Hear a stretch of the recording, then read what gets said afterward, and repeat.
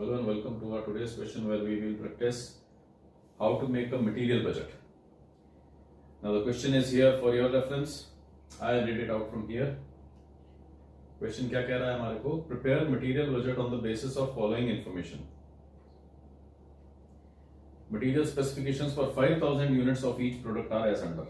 हमारे को जो ये material specifications दी गई हैं, that is material A, B and C. तो 5,000 units of each P, Q and R जब हम बनाते हैं तो कितना कितना A, B एंड C हमारे को लगता है. मतलब अगर हम P के केस में देखें तो 5,000 यूनिट्स ऑफ P बनाने के लिए 1,000 यूनिट्स ऑफ A लगती है, 2,000 यूनिट्स ऑफ B लगती है एंड 5,000 यूनिट्स ऑफ C लगती है. इस तरह से हमारा कंजम्पशन.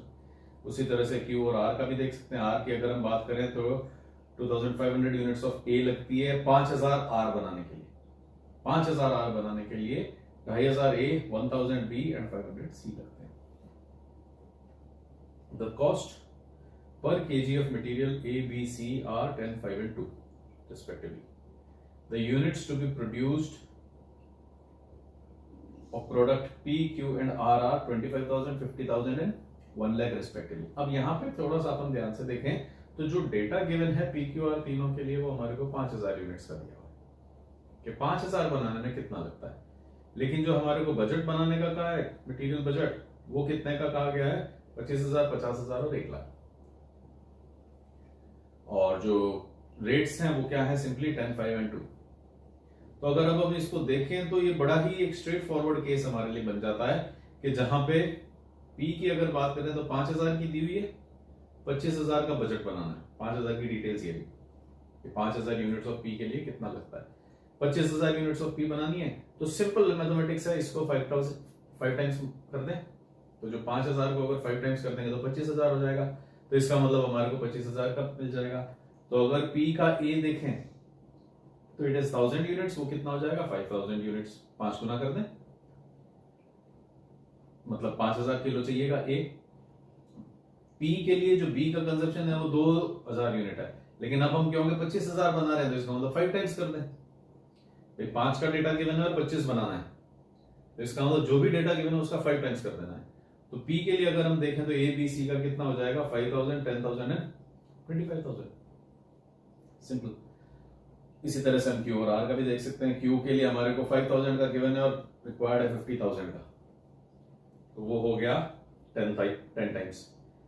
R की बात करते हैं तो 5,000 का डेटा गिवन है, लेकिन यहाँ पे हमारे को पूछा गया है कि 1 लाख यूनिट रेस्ट बनानी है हमारे को, तो 20 टाइम्स कर देंगे.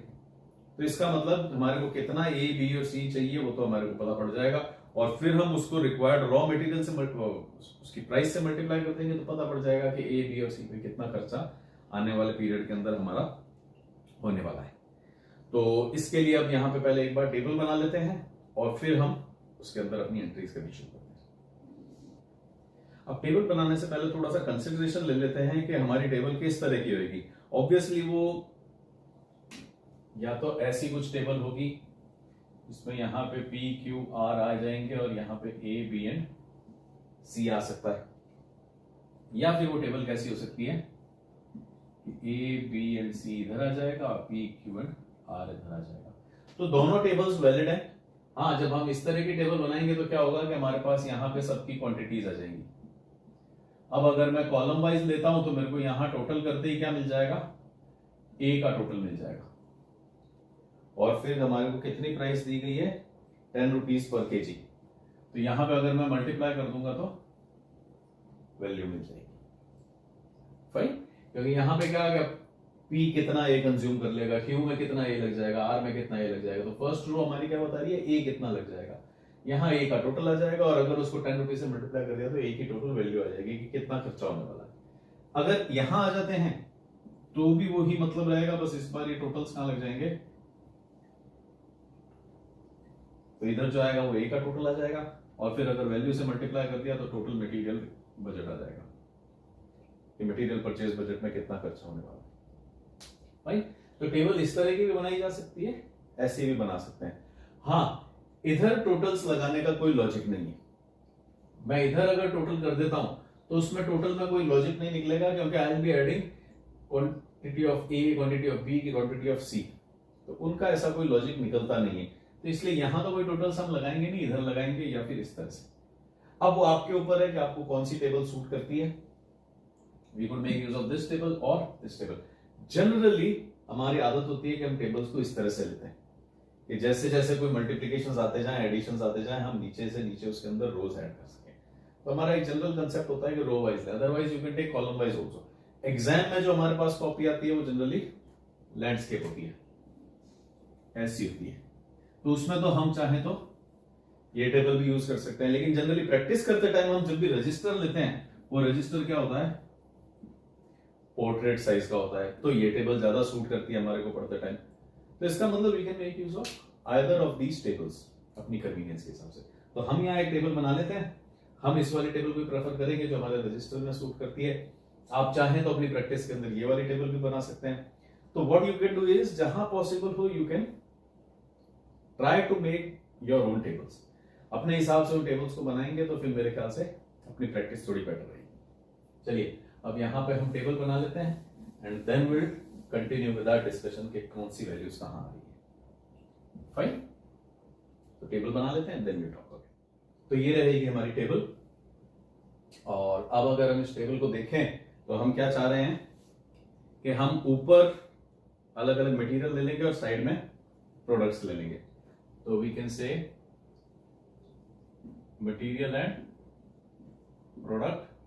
प्रोडक्ट्स क्या नाम है हमारे, पी, क्यू एंड आर, और मटेरियल है हमारा ए, बी एंड सी।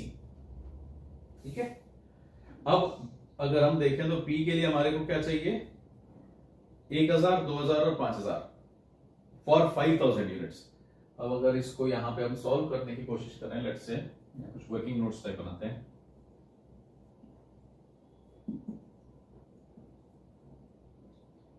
क्या वर्किंग नोट्स रहेंगे हमारे,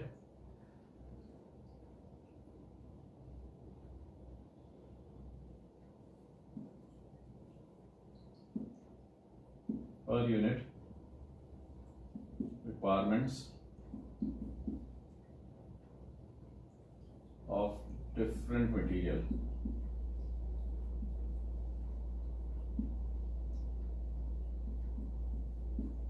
for P।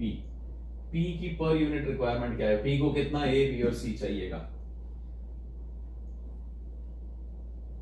5000 यूनिट्स के लिए कितना चाहिए,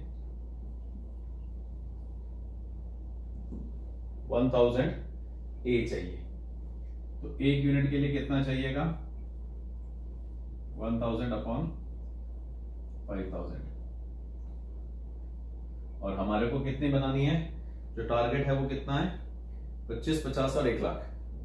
तो 25,000 के लिए कितना चाहिएगा, 1000 अपॉन 5000 इंटू 25,000।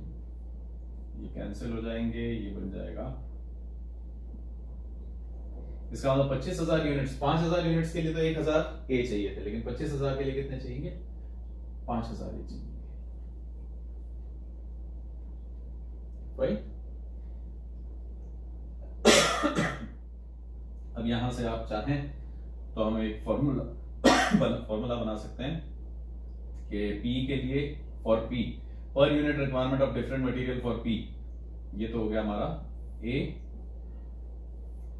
B कितना चाहिएगा, 2000 इंटू 5 कितना हो गया। C के लिए कितना चाहिएगा, 5000 इंटू 5 मेकिंग इट। अगर ये डाउट आ रहा है कि ये कहां से आया, तो फिर से एक बार इसी तरह से देख लेते हैं कि 5000 यूनिट्स के लिए हमें C कितना चाहिए था, 5000 units of A, sorry 5000 units of P के लिए C कितना चाहिए था, यहां पे दिया हुआ है, आप क्वेश्चन में देख सकते हैं क्या दिया हुआ है कि 5000 यूनिट्स ऑफ P के लिए, 5000 यूनिट्स ऑफ P के लिए सी कितना चाहिएगा 5000, तो 1 यूनिट ऑफ पी के लिए कितना चाहिएगा 5000 अपॉन 5000, तो फिर 25,000 जो हमारा टारगेट है उसके लिए कितना चाहिएगा 5000 अपॉन 5000 इंटू 25,000, क्योंकि यहां मल्टीप्लायर क्या था 5 का था कि 5,000 का डेटा है 25,000 चाहिए, तो सब कुछ 5 टाइम्स होता है। इसी तरह से अगर हम देखें तो ये तो हमारा हो गया फॉर ए, बी में हम करते हैं फॉर पी हो गया। Now let me talk for Q. Q को अगर हम देखें तो इतनी कैलकुलेशन नहीं भी करनी चाहे तो अब आपको एक पिक्चर क्लियर हो जानी चाहिए कि data given is for 5000 units और जो हमारा टारगेट है वो कितना है 50,000 यूनिट्स।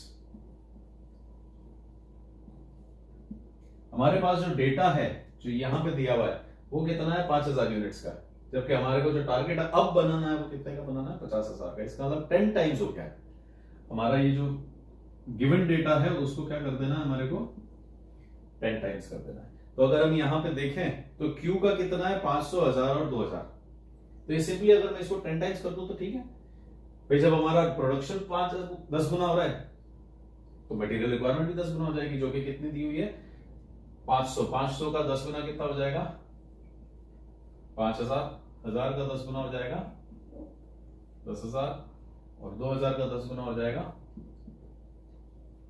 20,000। What about R? अगर हम आर के लिए देखें फॉर आर 5,000 यूनिट का डेटा गिवन है और हमारे से रिक्वायर्ड है 1 लाख यूनिट्स का।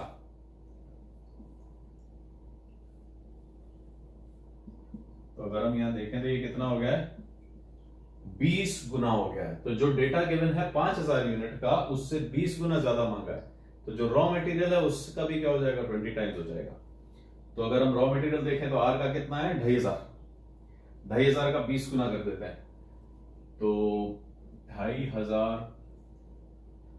का 20 गुना कर देंगे तो 50,000।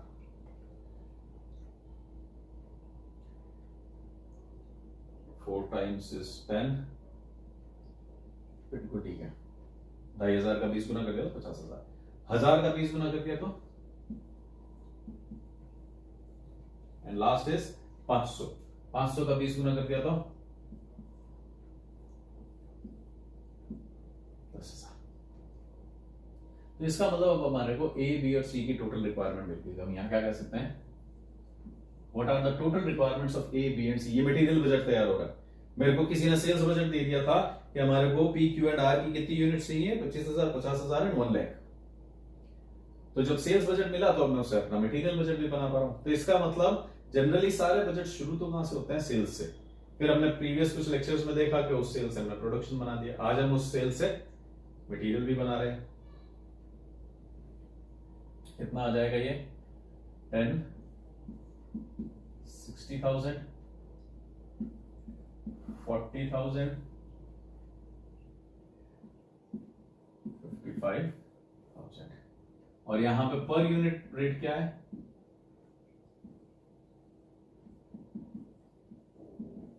What is per unit price? It is given as 10, 5 and 2।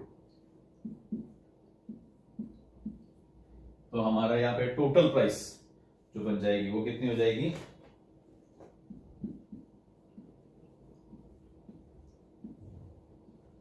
Total purchase. ये तो हमारी टोटल परचेज होगी कि इतना इतना हमारे को खरीदना है और इस रेट से खरीदेंगे तो टोटल परचेज प्राइस क्या हो जाएगी ये बन गई आपकी 6 लाख। 4 5 are 20, 1 2 3 4 2 lakhs 1 lakh. ये क्या है हमारा मटेरियल बजट।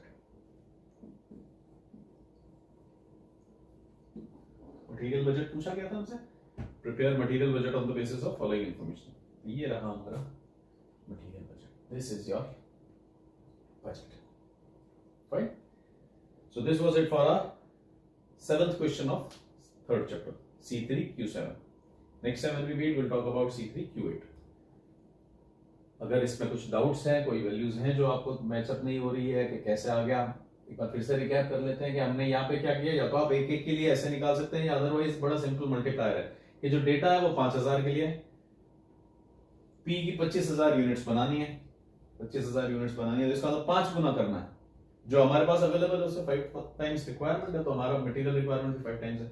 यहाँ 50,000 की रिक्वायरमेंट है, इसका मतलब 10 गुना कर दिया है कि 5000 का डेटा है, 50,000 का डेटा तैयार करना है। यहाँ 5000 से 1 लाख जाना तो 20 टाइम्स हो गया। तो इतना था मेरे ख्याल से जो थोड़ा डाउट कर सकता है। Otherwise this was our material budget. अभी भी अगर कोई डाउट्स हैं, कोई चीज है जो समझ में नहीं आई है, पकड़ में नहीं आई है, तो you can leave that in comment box, will talk over it.